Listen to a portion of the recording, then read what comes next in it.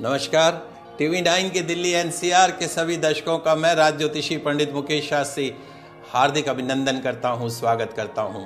भगवान श्री हरि का, माँ लक्ष्मी का, माँ बगलामुखी का आशीर्वाद और कृपा दृष्टि आप सभी दर्शकों के ऊपर बनी रहे, आप सभी का कल्याण हो।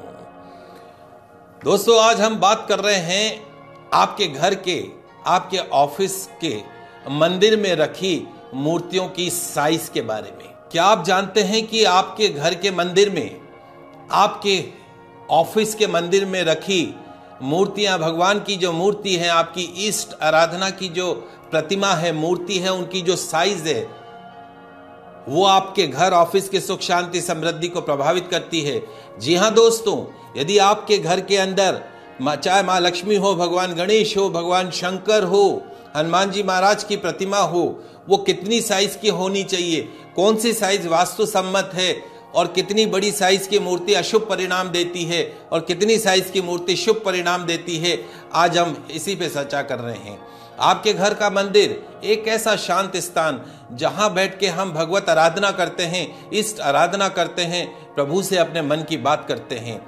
तो आपके घर में रखी मूर्तियां भी आपके घर की सुख शांति को प्रभावित करती हैं, आपके जीवन के अंदर तरक्की उन्नति को प्रभावित करती हैं। यदि आपने वास्तु सम्मत मूर्ति नहीं रख रखी है तो आपको नाना प्रकार की परेशानियों का सामना करना पड़ता है। तो आज मैं बताने जा रहा हूं कि आपके घर के मंदिर में, आपके ऑफिस के मंदिर में रखी मूर्तियों की साइज कितनी होनी चाहिए, किस साइज की मूर्ति रखें। देखिए, आजकल मंदिरों में, घर के अंदर, ऑफिस के अंदर हम अपनी सुविधा के अनुसार, शोभा को देखते हुए, उसकी सुंदरता को देखते हुए, वास्तु नियमों की अवहेलना करते हुए हम मूर्तियां रख देते हैं। और मूर्ति की साइज वास्तु सम्मत होनी चाहिए।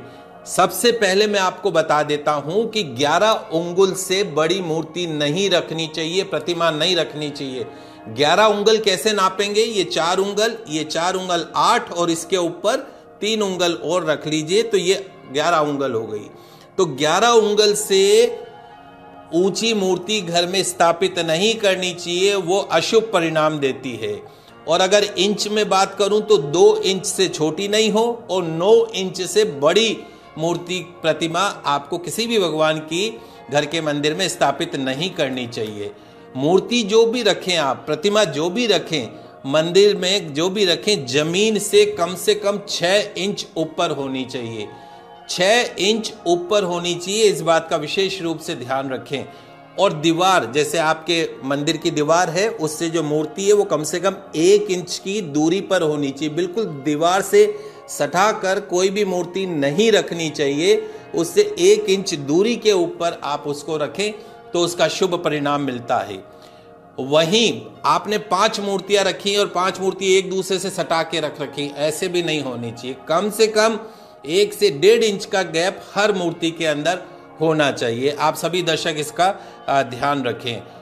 पूजा स्थान में जो आप मूर्ति रखते हैं, जैसे मैंने आपको मूर्ति की साइज बताई 11 उंगल या 9 इंच। अब आप बात कर लेते हैं शिवलिंग की। आपके घर में रखा हुआ शिवलिंग, उसकी ऊंचाई कितनी होनी चाहिए, कितना वास्तु सम्मत माना गया है? अंगूठे के अंगुष्ठ बराबर लंबाई का शिवलिंग आप घर में रख सकते हैं। अंगुष्ठ यानी आपके अंगूठे की लंबाई जितना शिवलिंग आप घर में रख सकते हैं, उसका कोई दोष नहीं है। और ध्यान रखिए, और जितनी भी मूर्तियां आप घर में रखें, जो भी, चाहे माँ लक्ष्मी जी की हो, भगवान गणेश की हो, हनुमान जी महाराज की हो, राम जी महाराज की हो, जो भी आप प्रतिमा घर में या ऑफिस में स्थापित करते हैं, वो बैठी हुई अवस्था में होनी चाहिए। खड़ी हुई अवस्था में कोई भी मूर्ति आपको घर के मंदिर में या ऑफिस के मंदिर में नहीं रखनी चाहिए। आप सभी दर्शक इस बात का ध्यान रखिएगा। तो टीवी 9 के दिल्ली एनसीआर के सभी दर्शकों के लिए विशेष जानकारी आज मैंने दी है। आगे के आने वाले एपिसोडों में मैं और भी मंदिर से जुड़ी जानकारी आपको देता रहूंगा। तब तक के लिए मुझे दीजिए इजाजत। खुश रहिए, स्वस्थ रहिए।